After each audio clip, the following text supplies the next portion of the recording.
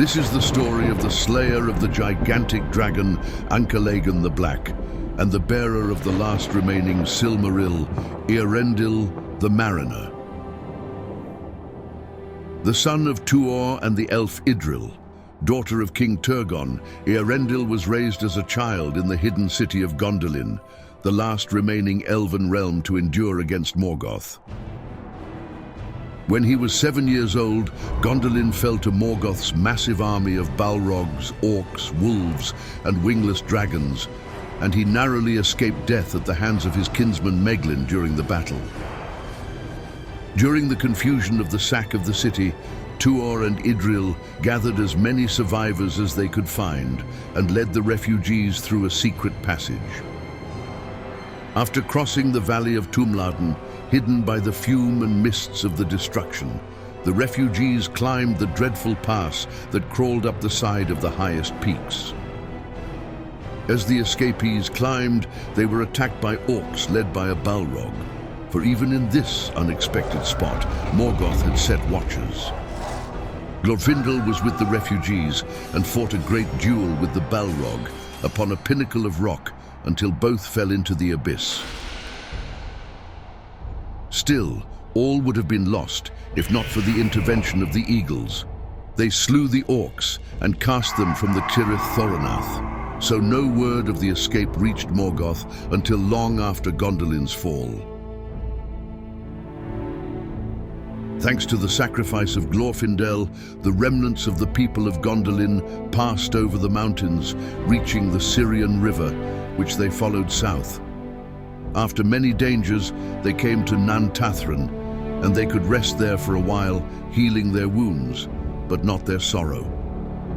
There, Tuor sang to his son Eärendil a song about his encounter with the Vala Ulmo, awakening in both the sea longing. Finally, they continued their way to the sea, finding refuge in the havens of Sirion, along with the people of Elwing, who suffered a similar fate.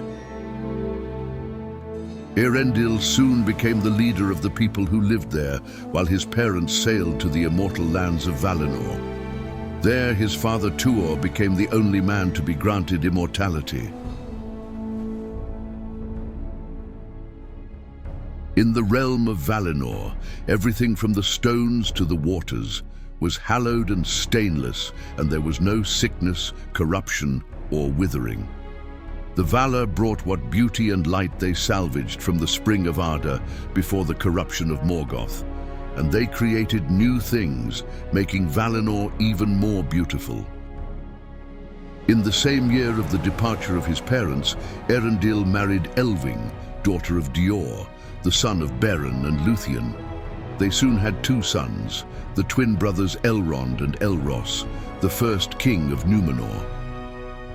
Yet he was restless, for he wished to sail west in search of his father and mother, and possibly to find the way to Valinor to request the aid of the Valar. Befriending Círdan the shipwright, he began construction of the great ship Vingilot with his aid. Eärendil sailed in Vingilot while his wife Elwing and children waited by the mouths of Sirion. Although he had many adventures, he could not make his way to the shores of Valinor. Finally, having fearful dreams concerning his wife Elwing, he hastened back to Middle-earth. It was well that he hurried, for the sons of Feanor, having learned that Elwing possessed a Silmaril, made a sudden attack upon the exiles and refugees of Gondolin and Doriath.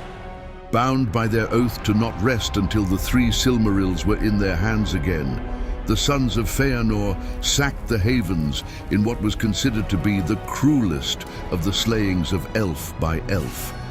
Some of the Feanorians did not take part in the slaughter and rebelled against their lords aiding Elwing, and in turn were slain. At the end, the sons of Feanor emerged victorious, but they did not gain the Silmaril, for Elwing had cast herself into the sea with it.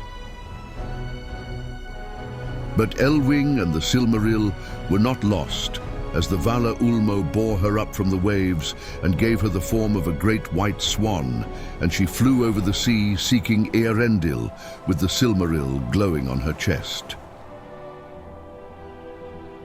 After a swan had landed on his ship in the night, Eärendil found his wife in the morning sleeping on his ship. Hearing of the tragedy that had befallen to his people, he then sought again after Valinor. Using the Silmaril brought by Elwing, he was able to navigate through the Enchanted Isles and darkness, defending the Blessed Realm, until at last he came to the coasts of Aman, becoming the first of all mortals to set foot in Valinor. There Eärendil, the herald of the Valar Manwë and chief of the Maiar, the lesser divine spirits, greeted him. He invited Eärendil to come to the Ring of Doom and make his case before the Valar, the 14 great divine spirits. Telling the Valar of the suffering of elves and men and begging for their pardon, he also asked them to aid the men and elves in the fight against Morgoth, and the Valar accepted his plea. Because they had undertaken the journey to Valinor on behalf of men and elves, and not for their own sake, the king of the Valar Manwë waived the punishment of death that was due. Since Eärendil and Elwing were descended from a union of elves and men, Manwë granted to them and their sons the gift to choose to which race they would be joined, a gift that was further passed to the children of Elrond, who became known as the Half-Elven. Elwing chose to be one of the elves.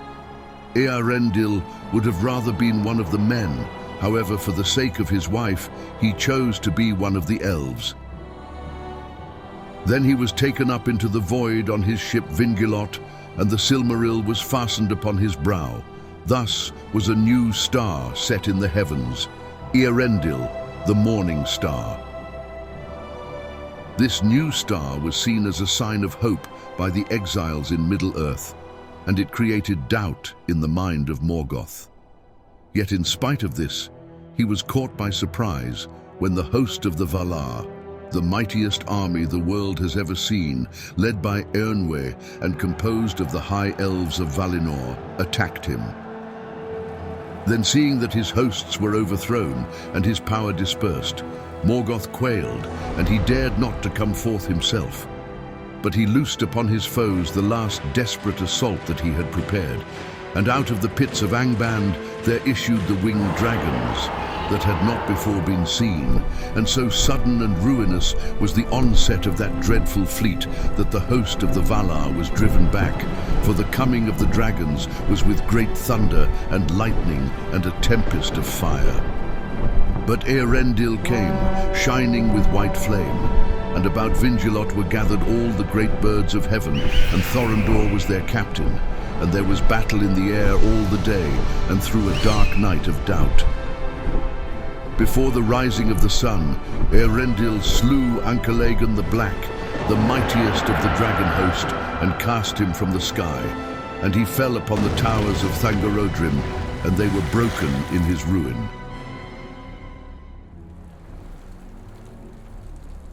After the 40-year-long War of Wrath and the defeat of Morgoth, Elros led his people to Númenor, guided by the light of his father, the Star of Eärendil, and at that time the light of the star was so brilliant that it hid all the other stars in the sky. The light of Eärendil played a crucial role much later in history as well. The light from his star was gathered in Frodo's vial, his gift from Galadriel, which helped him survive his journey into Mordor and escape Shelob. If you've enjoyed the video, feel free to support the channel with a subscription or a like. As these videos take a lot of time, any support and feedback is much appreciated. Thank you for watching.